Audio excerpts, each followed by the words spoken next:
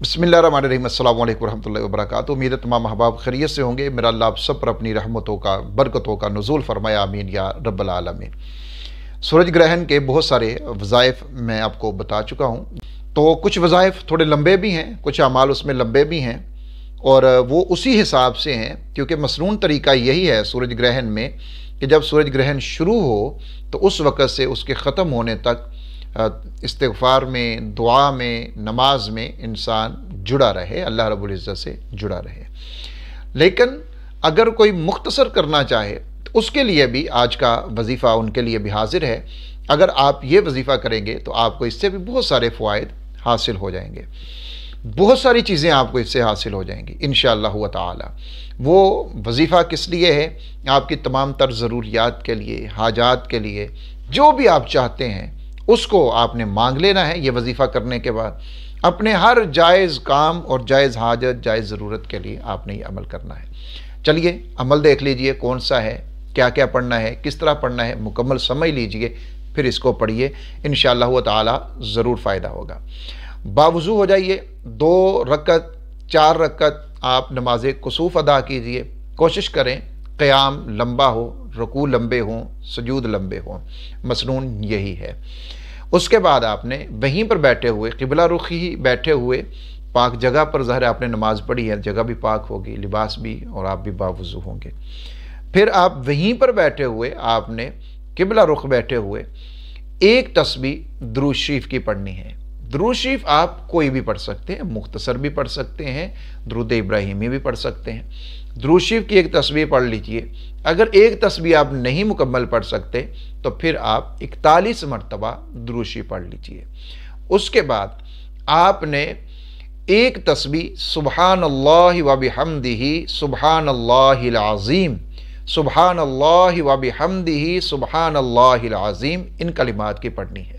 ये वो कलिमात हैं जिसके बारे में रसूलुल्लाह सल्लल्लाहु अलैहि वसल्लम ने फरमाया कि 2 कलिमात ऐसे हैं जो ज़ुबान पे बड़े हल्के हैं, मिज़ान पर बड़े भारी हैं, और अल्लाह को वो बड़े महबूब हैं। ये वो 2 कलिमात हैं, यानी ये ज़ुबान पे पढ़ते हुए ये कोई शकल नहीं आता, कोई बोझ नहीं आता, और लेकिन हल्के हैं मिज़ान पर, अदल में, अमाल नामे में ये बड़े भारी हो जाते हैं, इनका वज़न बहुत ज़्यादा है, और अल्लाह को ये कलिमात बहुत महबूब हैं।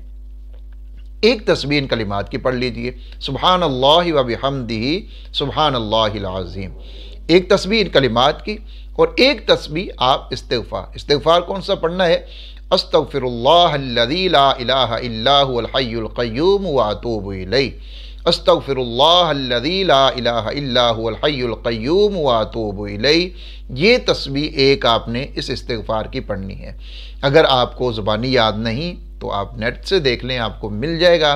अगर आप नेट से भी नहीं देख सकते तो फिर आप जो भी इस्तिग़फ़ार आप पढ़ सकते हैं, जो भी कलमात पढ़ सकते हैं, मुख्तसर भी पढ़ सकते हैं, अस्तग़फ़िरुल्लाह अस्तग़फ़िरुल्लाह अस्तग़फ़िरुल्लाह रब्बी भी पढ़ सकते हैं, तो फिर आप पढ़ लीजिए। लेकिन कोई भी, लेकिन बेहद कोशिश करें कि ये वाला जो मैंने बताया है इस इस्तिग़फ़ार की आप एक तस्बीह कर लें। उसके बाद आपने एक तस्बीह आयते करीमा ला इलाहा इल्ला अंता सुब्हानका इन्नी कुन्तु मिनज़ ज़ालिमीन, ला इलाहा इल्ला अंता सुब्हानका इन्नी कुन्तु मिनज़ ज़ालिमीन, एक तस्बीह आपने आयते करीमा की पढ़नी है।